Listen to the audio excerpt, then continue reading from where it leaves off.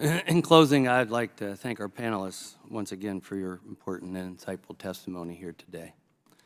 I thought this was a very good hearing. I would like to thank you, Dr. Walk, Dr. Marston, Dr. Tabak, for coming here today to testify at this final hearing of the Select Subcommittee on the coronavirus pandemic. We greatly appreciate your insight and hope that we all will continue to work on improving our future pandemic response and that we continue to learn from our past shortcomings. I had several reasons for not running for office again. Amongst them, when I was given this responsibility, was I wanted it to be seen that I am not here on a political purpose or a political mission. I'm a physician. Truth matters, lessons learned matters. All of those things come into play. Nothing about chairing this subcommittee had political gain for me. But I did want to serve the American people and be able to take this after-action review and get our lessons learned. Unfortunately, throughout some of this, some things became political, unfortunately. Some people had self-interest over that of all of mankind.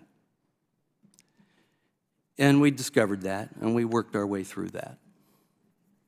And we will have a product for the American people to absorb, and for we as a government to absorb, on how we can go about doing our business, and how we can protect the American people more, and save lives, and be the leader in the world when it comes to being able to respond appropriately, so that others may benefit from mistakes we made, that we may benefit from mistakes we made, and also it's a time to applaud some of the things we did right, which are many through this whole process. I want to thank also staff on both sides. Thank you. Thank you all. There's been a lot of hard work put in this in the last 2 years. Some things we found, not so good. Some things we found, very good.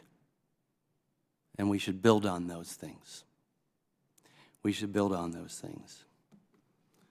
Politics has no place in taking care of people. That's the bottom line.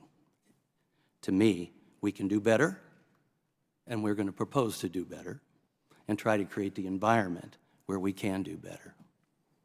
The next pandemic will happen, maybe not in our lifetime, but let's be better prepared. There's a lot of logistics. America can lead the way. We can lead the way. We've got too many good people to not lead the way. So there's been a lot of reflection today, and I want to go down the line, starting with you, Dr. Tabak, and ask that each of you will commit in the next 2 weeks, if you would, to provide this select subcommittee your top 2 lessons learned through this and how we can work together to overcome these issues. You're nodding your head. Yes, absolutely, sir. Thank you. Happy to do so. Thank you. Thank you. Thank you. Didn't realize we were going to get homework, but yes, thank you. Oh, we always have homework. Anyway, but while today was the last hearing of this select subcommittee, our work is not yet complete. The select subcommittee on the coronavirus pandemic will be releasing its final reports in the coming weeks. And in this report, we can continue our commitment to transparency. We'll release our findings on the investigations that we have so thoroughly examined during the past 2 years. In addition to our findings, we'll include recommendations for future pandemics based on the lessons learned. It would be irresponsible for us not to do that. It's not enough to highlight what went wrong or terribly wrong, but if we do not work to find ways to fix it for the future and have better processes, then we have wasted our time.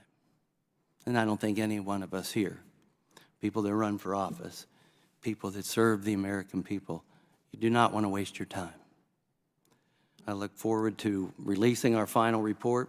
Hope that our work, which has been extensive, as you know, will be used to prevent, predict, prepare, and protect us from a future pandemic, which were my words at the very beginning. Thank you all. With that, and without objection, all members will have 5 legislative days within which to submit materials and to submit additional written questions for the witnesses, which will be forwarded to the witnesses for their response. If there's no further business, without objection, the Select Subcommittee stands adjourned.